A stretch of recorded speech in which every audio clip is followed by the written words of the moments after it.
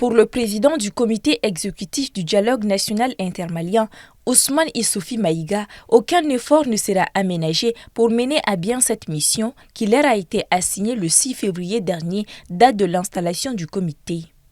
Au cours de ces quelques jours d'échange, les gouverneurs, les légitimités coutumières, la diaspora malienne et la société civile seront réunis autour d'un objectif commun: réfléchir sur les actions à poser afin de parvenir à un Mali qui répondra aux attentes de chaque Malien. Les membres du comité de pilotage ont donné le meilleur d'eux-mêmes. Ils ont travaillé avec assiduité, persévérance et responsabilité. Les débats passionnants étaient intenses et de haut niveau. Les discussions étaient franches, fraternelles, cordiales et empreintes de patriotisme. Ils ont été également ouverts. Toutes les opinions, expertises, sensibilités s'étaient librement exprimées.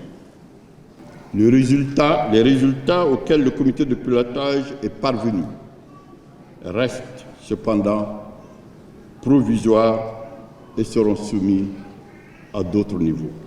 Il est attendu de la part des délégués venus des différentes régions du Mali une validation juste et impartiale, sans influence, afin d'explorer et d'analyser les termes de référence dans le but de trouver des solutions adéquates pour une sortie de crise.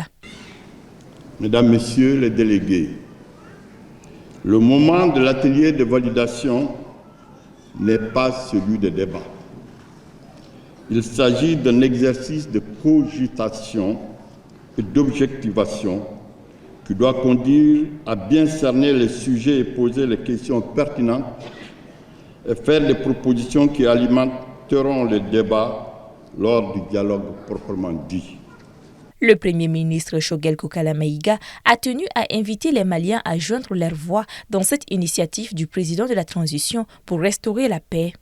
Car pour lui, le dialogue national intermalien vient à point nommé.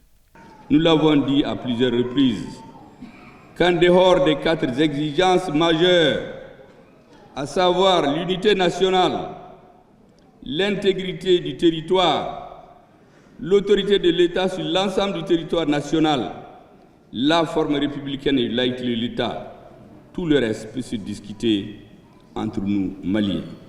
Rien ne vaut un accord de paix, mais cela fait bien d'années que nous sommes en train de courir derrière la paix.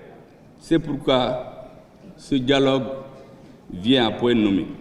À noter que ces échanges prendront fin le 29 février 2024. Cet atelier permettra également de déterminer la durée du dialogue et de prendre en compte les préoccupations de l'ensemble des Maliens avec pour unique objectif maintenir la paix et la cohésion sociale.